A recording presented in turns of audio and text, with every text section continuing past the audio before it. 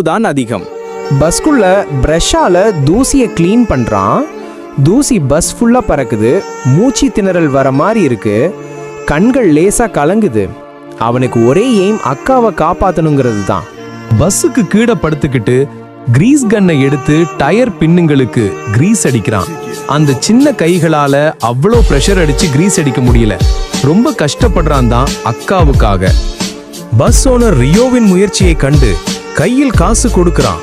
அந்த காசு ரியோவின் உள்ளம் நொந்த கையில் விழும்போது அவன் நினைக்கிறது ஒன்றுதான், அக்காவை காப்பாத்த முடியுமா? ரியோ ஓடோடி ஹாஸ்பிட்டல் வர்றான். ஆனா டாக்டர் ஒரு வார்த்தை சொல்றாங்க. அந்த வார்த்தை அவன் உள்ளத்தையே சிதைக்கிறது. சாரி, லியோ இனி இல்லை. அவன் அந்த ஹாஸ்பிட்டல் வாசலையே உடைந்து விழுறான்.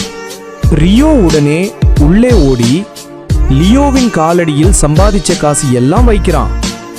அவள் காலை பிடிச்சிட்டு